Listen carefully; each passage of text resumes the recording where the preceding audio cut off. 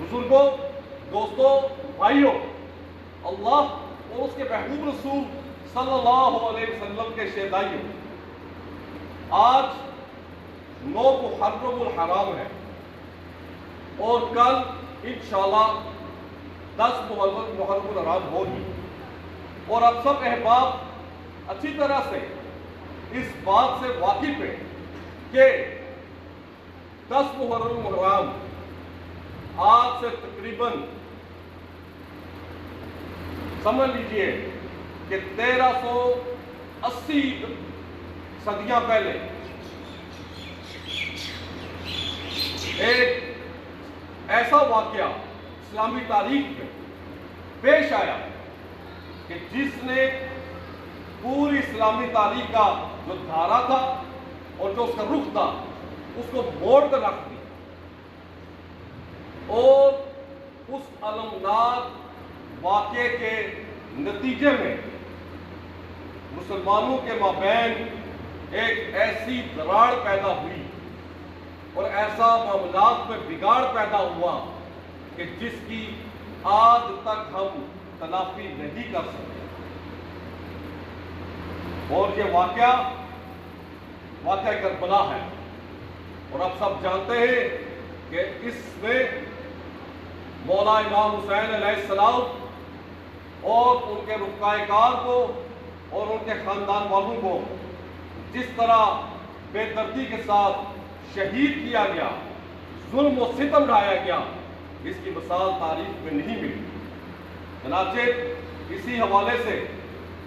ہم نے پچھلے جمعے میں اہل بیت کے جتنے بھی افراد ہیں ان کے فضائل بیان کیے تھے، جن میں سر فہرست مولا علی علیہ السلام تھے۔ آج بھی انشاءاللہ تعالی اسی موضوع کی کنٹینیوٹی ہو رہے گی، اور انشاءاللہ تعالی واقعہ کربلا کو بھی حقیقت کے آئینے میں تاریخ کا جو صحیح پس منظر تھا بغیر مبالغہ رائی کے اور صحیح الاسناد احادیث کی روشنی میں انشاءاللہ اس کو بیان کرنے کی کوشش کریں گے۔ تو سب سے پہلے ایک مختصر سی حدیث سیدنا مولا علی علیہ السلام کی شان پر، وہ حدیث اس وقت کی ہے جب کہ نبی کریم صلی اللہ علیہ وسلم غزوہ تبوک کے لیے تشریف لے جا رہے تھے،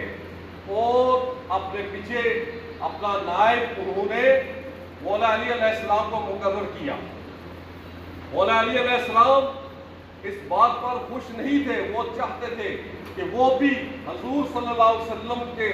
شانہ بہ شانہ غزوہ تبوک میں شرکت فرمائے، لیکن حضور صلی اللہ علیہ وسلم نے ان کو مدینہ میں ذمہ داری سونپی۔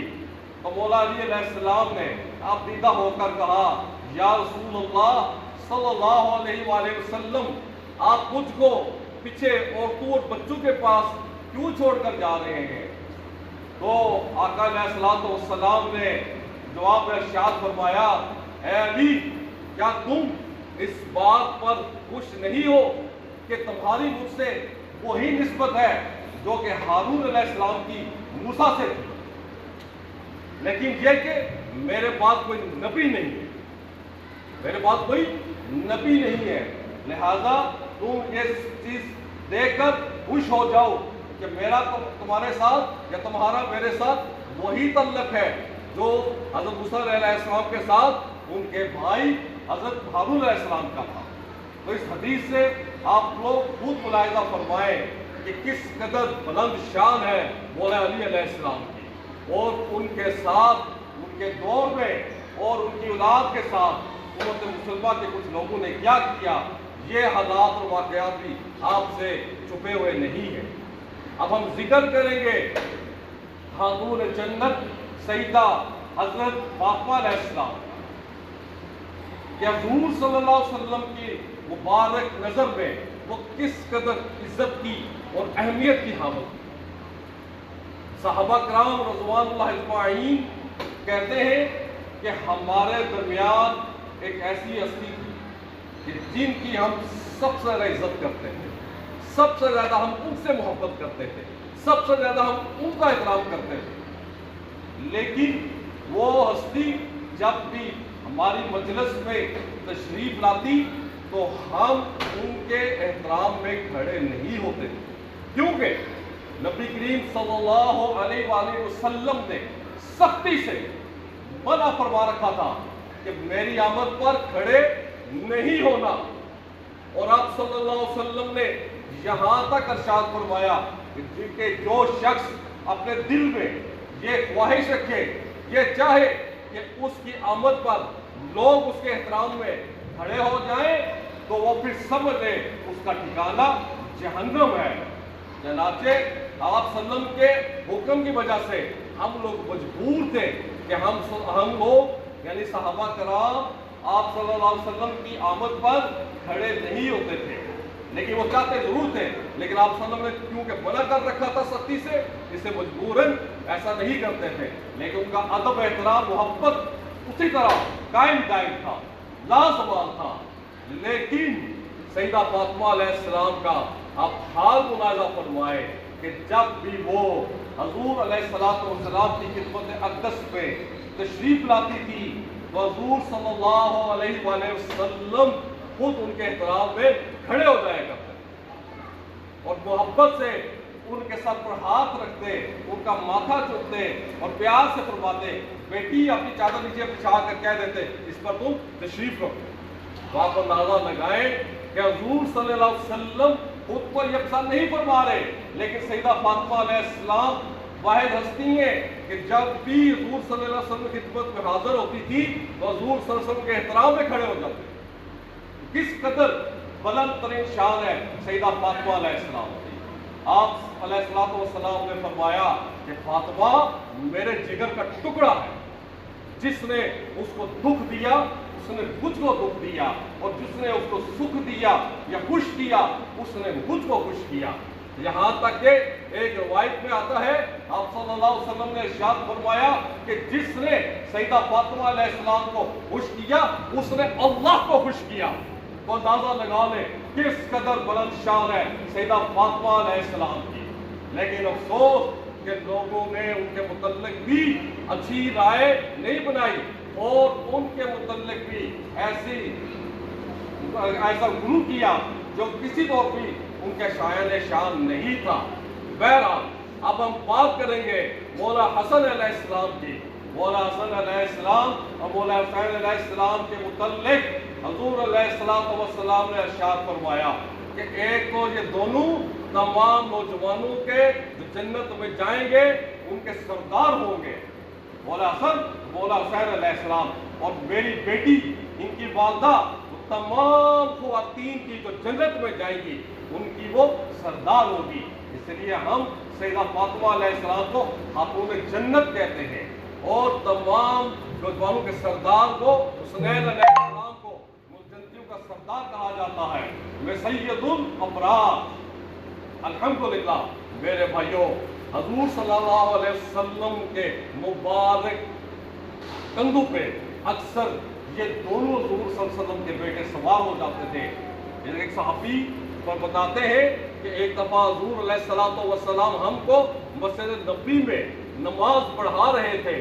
कि जब आप सल्लल्लाहु अलैहि वसल्लम सजदे में गए तो खिलाफ मामूल आप सल्लल्लाहु अलैहि वसल्लम ने बहुत तवील बहुत लंबा सजदा फरमाया, यहाँ तक कि हमने उस एक सजदे में 70 तस्बीहात गिनी, यानी कि 70 तस्बीहात आप अलैहिस्सलाम ने पढ़ी। उसके बाद जब नमाज मुकम्मल होगी तो सलाम फेरने पर सहाबियों ने पूछा या रसूलुल्लाह सल्लल्लाहु अलैहि वसल्लम आज आपने इतना तवील सजदा क्यों किया? तो आप सल्लल्लाहु अलैहि वसल्लम ने इरशाद फरमाया कि अभी मेरे कंधे पर मेरा फूल हसन सवार हो गया था, तो मैंने नहीं चाहा कि मैं इसको अपने कंधे से नीचे उतारूं। मैंने सोचा कि जब तक ये बैठना चाहे बैठा रहे, मैं सजदे को तवील कर दूंगा लेकिन अपने इस फूल को नहीं उतारूंगा। जब खुद उतर गए फिर आप सल्लल्लाहु अलैहि वसल्लम ने सजदे से सर उठाया। बाबा नाजा लगाए किस कदर मोहब्बत थी आप सल्लल्लाहु अलैहि वसल्लम के दिल में मौला हसन अलैहिस्सलाम की। इसलिए इनके मुतल्लिक कहा था कि ये मेरा बेटा सैयद है और ये मुसलमानों के दो गिरोह के दरमियान सुलह करवाएगा। सैयदुल अबरार मौला हसन अलैहिस्सलाम اور پھر بولا حسین علیہ السلام کے بارے میں تو کیا خوب فرمایا کہ حسین مجھ سے ہے اور میں حسین سے ہوں، حسین مجھ سے ہے اور میں حسین سے ہوں۔ اور ایک اور حدیث ہے جس میں نبی کریم صلی اللہ علیہ وآلہ وسلم یہ ارشاد فرماتے ہیں کہ یا اللہ کہ یہ حسین میرے بیٹوں میں سے میرا ایک بیٹا ہے،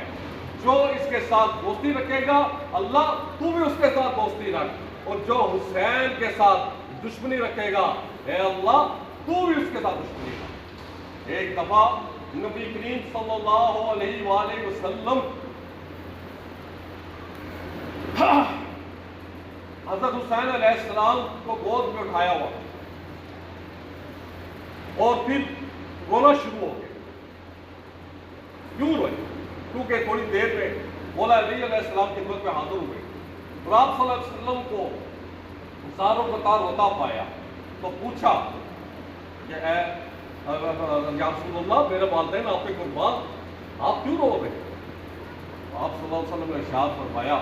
کہ جب میں اپنے اس بچے کے ساتھ لاڈ کر رہا تھا، میں نے اس کو اٹھایا ہوا تھا کہ اتنے میں سیدنا جبرائیل علیہ السلام آتے ہیں اور وہ کہتے ہیں کہ یا رسول اللہ صلی اللہ علیہ وسلم آپ اپنے جس بچے سے جس نواسے سے اس قدر شدید محبت کر رہے ہیں، لاڈ کر رہے ہیں، کل آپ ہی کی امت اس کو بے دردی کے ساتھ شہید کر دے۔ پھر حضرت جبرائیل علیہ السلام نے آپ صلی اللہ علیہ وسلم سے فرمایا اگر آپ چاہیں تو میں آپ کو وہاں کی مٹی بھی دکھا سکتا ہوں جہاں ان کو ظلماً شہید کیا جائے گا، جہاں ان کا لہو بہایا جائے گا۔ آپ صلی اللہ علیہ وسلم نے فرمایا ضرور دکھائیے۔ جناب سیدنا جبرائیل علیہ السلام نے اپنا ہاتھ بڑھایا اور عراق کربلا اور نینوا کے اس جگہ کی مٹی اٹھائی، آپ صلی اللہ علیہ وسلم کو دکھائی، یہ وہ مٹی ہے جس جگہ پہ یہ آپ کا نواسا آپ کا بیٹا ظلم شہید کیا جائے۔ اس موقع پہ مجھے حضرت امام حسن کے علیہ السلام کے حوالے سے ایک تلخ قسم کی روایت یاد آ رہی ہے جس کا ذکر بخاری شریف میں پایا جاتا ہے۔ حضرت مقدام رضی اللہ تعالی عنہ فرماتے ہیں کہ میں ایک دفعہ امیر شام کی خدمت میں گیا ہوا تھا، تو جب میں وہاں بیٹھا تو کسی آنے والے نے اطلاع دی کہ سیدنا حسن علیہ السلام شہید ہو۔ تو یہ سن کر میں پریشان ہو گیا، لیکن وہاں کسی کے چہرے پہ کوئی تاثرات نہیں، یہاں تک کہ ایک بدبخت بولا، کہتا ہے کہ انگارہ تھا نعوذ باللہ جو بجھ گیا۔ کیا کہتا ہے؟ انگارہ تھا جو بجھ گیا نعوذ باللہ۔ تو یہ سن کر سیدنا مقدام رضی اللہ تعالیٰ عنہ ایک دم جوش میں آئے اور انہوں نے کہا کہ میرے ہوتے ہوئے تمہاری یہ جرت کہ تم مولا حسن علیہ السلام حضور صلی اللہ علیہ وسلم کے لاڈلے نواسے کے متعلق ایسی بکواس کرو۔ مجھے یہ بتاؤ میرے شام، کیا حضور صلی اللہ علیہ وسلم نے سونے کے برتنوں میں کھانا حرام نہیں قرار دے دیا؟ انہوں نے کہا بالکل قرار دے دیا۔ انہوں نے کہا بتاؤ تمہارے دربار میں سونے کے برتن کیوں استعمال ہو رہے ہیں؟ پھر انہوں نے پوچھا مجھے یہ بتاؤ کہ حضور صلی اللہ علیہ وسلم نے مردوں پر بلکہ تمام لوگوں پر جو درندے ہیں ان کی کھال حرام کی ہے، تو کیا تمہارے دربار میں لوگ درندوں کی کھال نہیں پہن رہے؟ یہ حرام کام نہیں کرتے؟ یہ سارے حرام کام تو تمہارے دربار میں ہو رہے، تو تم نعوذ باللہ مولا حسن علیہ السلام کے متعلق اتنی بڑی بکواس کر رہے ہیں۔ تو امیر شام شرما گیا۔ بہرحال اس کی وہ جگ ہنسائی تو ہوئی، لیکن آپ دیکھیں کہ اس وقت بھی چند ایسے گھٹیا قسم کے لوگ پائے جاتے تھے جو اہل بیت کے متعلق نعوذ باللہ کیسے گھٹیا قسم کے جذبات رکھتے ہیں۔ اور پھر میرے بھائیوں، مولا حسین علیہ السلام، جب کہ آپ سب کو معلوم ہے کہ حضرت امیر معاویہ رضی اللہ تعالیٰ عنہ کی فوت ہونے پر ان کے بیٹے یزید کو زبردستی مسلمانوں کا حکمران بنایا گیا، تو وہ شخص حکمران بنایا گیا جو فطرتاً ظالم تھا، جابر تھا، عیاش تھا، ایک ایسا دین جو دنیا کا واحد اور بہترین دین ہے، جس کے ماننے والے پوری مخلوقات میں سب سے افضل ہیں، خصوصاً اس دور میں جب کہ صحابہ کرام بھی موجود تھے، نیک تعبیر بھی موجود تھے۔ اس موقع پہ ایسے شخص کا حکمران بن جانا مسلمانوں کو کسی طور پر بھی گوارا نہیں تھا۔ یہ بہت بڑی بدقسمتی تھی اور المیہ تھا کہ ایک عیاش انسان، اسلامی فطرت سے مطابقت نہ رکھنے والا انسان، ایک ظالم اور جابر انسان، اس کو مسلمانوں کا حکمران بنا دیا گیا۔ چنانچہ کسی اور نے تو نہیں، لیکن مولا حسین علیہ السلام جن کی رگوں میں خون نبوت ہو رہا تھا، انہوں نے کسی طور پر بھی اس کو برداشت نہ کیا، اور آپ نے پوری بصارت، پوری بصیرت کے ساتھ اصحاب کی جو آپ کے قریبی تھے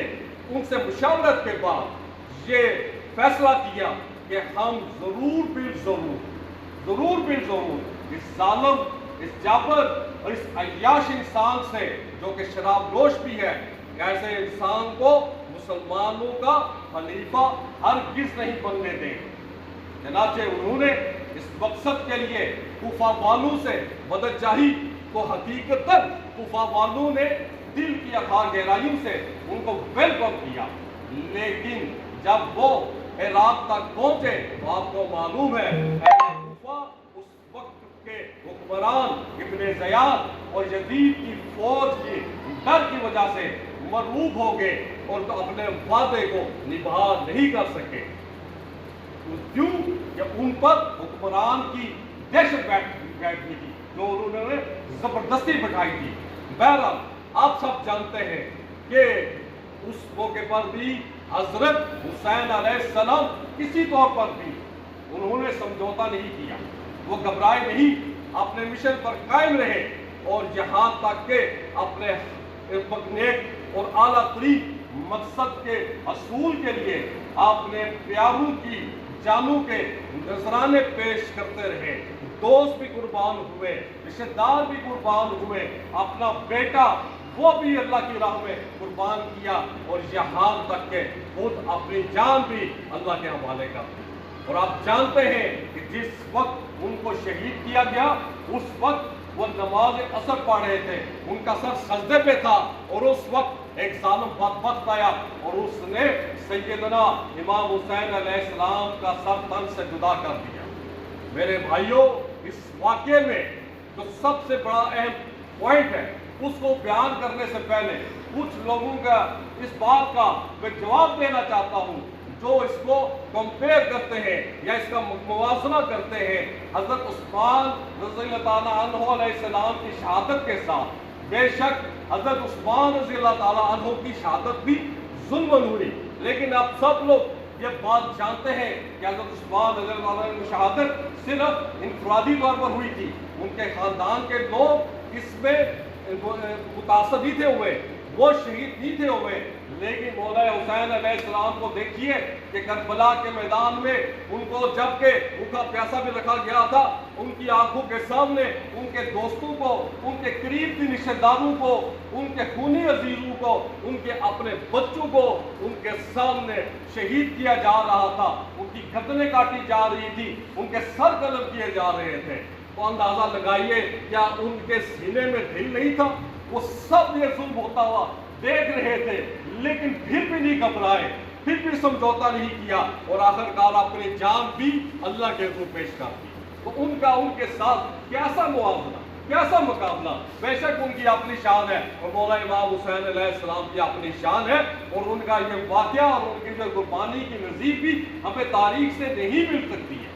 آپ جتنا بھی اس پر غور دیکھیں، لیکن ایسی تاریخ جس میں ایک ہستی اپنے تمام خاندان کو، تمام رفقہ کار کو بھی قربان کر ڈالے، ایسا مثال آپ کو ملتی ہے وہ آپ پیش کر سکتے ہیں۔ تو یہ جہاں پر ایک المناک واقعہ ہے، تاریخ اسلام کا سیاہ ترین باب ہے، وہاں پہ مولا حسین علیہ السلام اور کربلا کے تمام جو سے شہداء ہیں ان کی یہ قربانی سنہری حروف سے لکھی جانے والی ہے۔ सुनहरे रूप से लिखी भी गई है और लिखी भी जाती रहेगी। और ऐसी अजीम कुर्बानी जिसमें जुर्रत ईमानी, जिसमें एसार और कुर्बानी और जिसमें सब्र और ज़िब्बत की ऐसी बेहतरीन सुनहरी और तारीख साज मिसाल पेश की गई है जो कि बहुत कम आपको कहीं और मिलेगी। अल्हम्दुलिल्लाह इस सबक में, इस कहानी में हमारे लिए सबक है सबसे बड़ा कि अल्लाह ताला हमको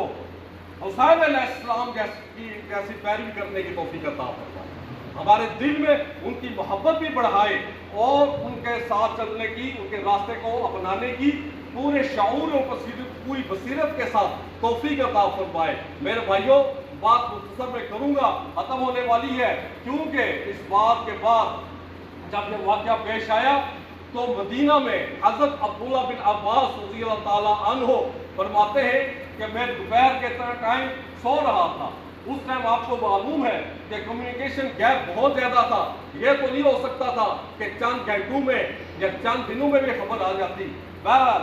ऐसा हुआ। वो फरमाते हैं कि मैं सो रहा था कि ख्वाब में मुझे हुज़ूर सल्लल्लाहु अलैहि वसल्लम की ज़ियारत हुई, लेकिन मैं ये देखकर परेशान हो गया कि आप सल्लल्लाहु अलैहि वसल्लम नहाई थी परेशान और उदास हालत में खड़े थे। आप अलैहिस्सलाम के बाल उजड़े हुए थे और मैं उनके हाथ में एक शीशे की बोतल थी जिसमें खून भरा हुआ था। मैंने पूछा, या रसूलुल्लाह सल्लल्लाहु अलैहि वसल्लम, मेरे वालिदैन आप पे कुर्बान, कि आपकी ये हालत क्यों बनी हुई है? तो आप सल्लल्लाहु अलैहि वसल्लम ने इरशाद फरमाया कि अभी मेरे बेटे हुसैन अलैहिस्सलाम और उसके तमाम अजीजों को करबला के अंदर बेदर्दी के साथ शहीद कर दिया गया।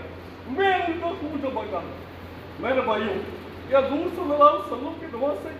शहीद कर दिया गया। कैसे इतला दी गई? और हज़रत अब्दुल्ला बिन अब्बास रज़ियल्लाहु अन्हु इरशाद फरमाते हैं कि मैंने वो तारीख नोट कर ली। 6 महीने के बाद हमें पता चल गया कि वाक़ई ये वाक़या पेश आया। हुज़ूर सल्लल्लाहु अलैहि वसल्लम के बेटे को, लश्कर जिगर को बेदर्दी के साथ करबला में शहीद कर दिया गया। ये खबर जब मदीना में पहुंची तो अहले मदीना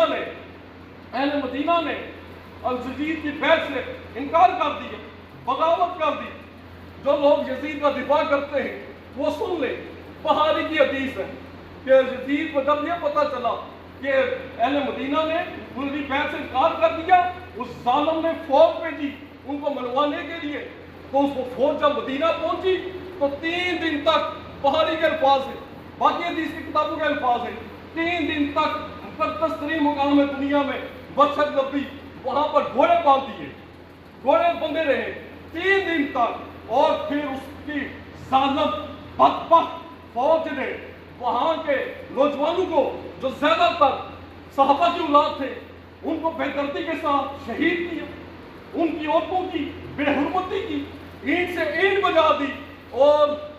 लानती ने, यजीद ने ये काम किया। जो उसका दिफा करते हैं वो बहारी के हदीस में सुन ले कि हुज़ूर सल्लल्लाहु अलैहि वसल्लम ने खुद इरशाद फरमाया कि जो कोई मदीना वालों को तंग करे या मदीना पर हमला करे, जो मेरा शहर तैयबा है इस पर लोगों तंग करेगा, इस पाकिस्तान ज़मीन तैयबा पर आके हमलावर होगा तो उस पर अल्लाह की लानत, उस पर फरिश्तों की लानत, उस पर तमाम लानत करने वालों की लानत जो अहले मदीना को तंग करे। और ऐसा लानती यज़ीद और उसके साथी आज मुसलमानों में से लोग उसका दिफा करते हैं, उन्हें शर्म आनी चाहिए। हुज़ूर सल्लल्लाहु अलैहि वसल्लम क्या इरशाद फरमा रहे हैं और आपका क्या तरीकाकार है, और फिर भी आप खुद से हुज़ूर सल्लल्लाहु अलैहि वसल्लम का वती और मोहब्बत होने का दावा करते हैं। ये बिल्कुल बात आपके दावे से मुताबिक करते रखती है। बहरहाल टाइम खत्म हो रहा है। मैं फिर से दुआ करता हूँ कि अल्लाह ताला तमाम शोहदाए करबला पर दर्जात को बुलंदी अता फरमाए और हम सब मुसलमानों के दिलों में